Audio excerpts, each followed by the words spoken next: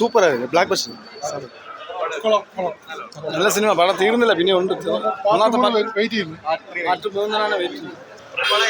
Super, കുഴപ്പമില്ല. ദുരന്തം പടം ചേട്ടാ, ദുരന്തം. എന്റെ കരിയറിലെ ഏറ്റവും വേസ്റ്റ് മൂവിയാണ് കേട്ടോ. പടം പോരാ, എടുത്ത് മൊത്തം വേസ്റ്റ്. അല്ല, അത് ആർക്കും കാണാൻ വരാൻ തോന്നുന്നില്ല. അത്രയ്ക്കും ബോറായിട്ട് എടുത്തിരിക്കുന്നത്. ഇത് ഒന്നുമില്ല സത്യം. Disappointment, highly disappointment. അതും ഡിസപ്പോയിന്റ്മെന്റ്. എന്നെ സംബന്ധിച്ച് കൊള്ളത്തില്ല, ഒന്നും പോരാ. ഇന്റർവെല്ലിൽ അതിന്റെ ഭയങ്കര ശോകം, ഇന്റർവെല്ലിന് മുമ്പ് ശോകം. Highly disappointment. വളരെ മോശമാണ്. ഓർമ്മിപ്പിക്കല്ലേ.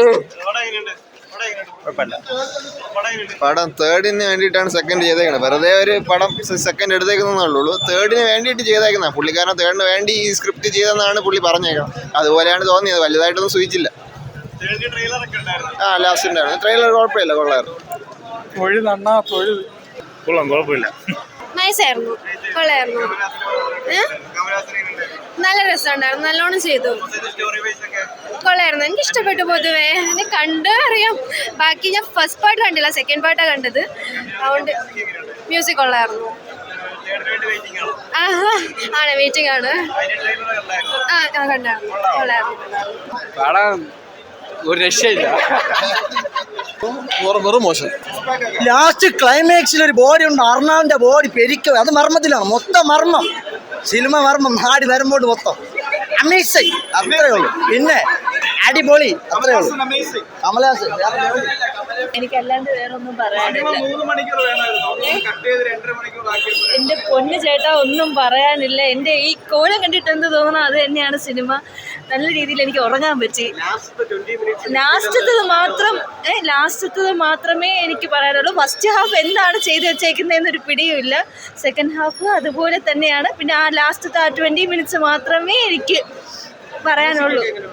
മ്യൂസിക് അനിരുദ്ധിന്റെ വാസ് നൈസ്. പടം നല്ല പടം തന്നെ. ഇനി അടുത്ത ഇതിലാണ് ഇരിക്കുന്നത് കഥയുടെ. ഇതെങ്ങനെയാണെന്ന് മൂന്നാം കണ്ടത്.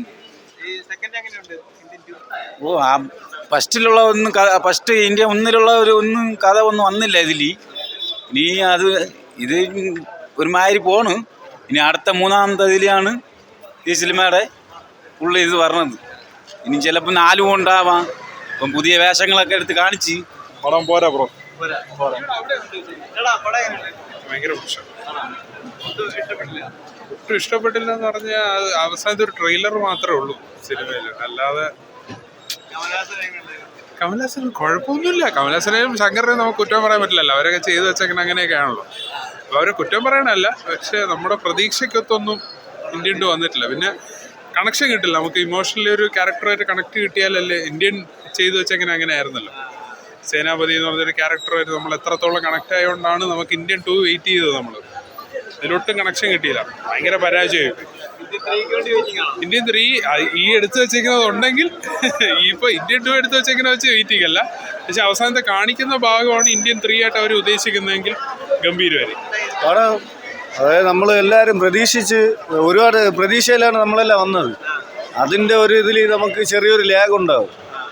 അല്ലാതെ വേറെ കുഴപ്പമൊന്നുമില്ല. പടം എന്തായാലും ഹിറ്റാകും. നല്ല രീതിക്ക് ചെയ്തിട്ടുണ്ട്. VFX ഒക്കെ ഗ്രാഫിക്സ് ഇതെല്ലാം നല്ല ബെസ്റ്റ് ക്വാളിറ്റി ആയിട്ട് തന്നെ ചെയ്തിട്ടുണ്ട്.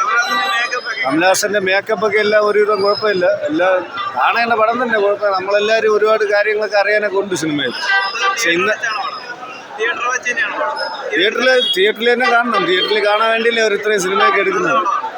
നല്ല പടമാണ്, നല്ല കുഴപ്പമൊന്നുമില്ല. പിന്നെ അടുത്ത പാർട്ടുണ്ട്, 3-ാം പാർട്ട്. അതിൻ്റെ ഇത് സിനിമയുടെ എൻഡിൽ കാണിക്കുന്നുണ്ട്. അപ്പോൾ അത് കാണും. 3-ാമത്തെ എൻഡിൽ ഇതിനേക്കാളും കുറച്ചുകൂടെ ഗംഭീരമായിരിക്കും എന്ന് തോന്നുന്നു.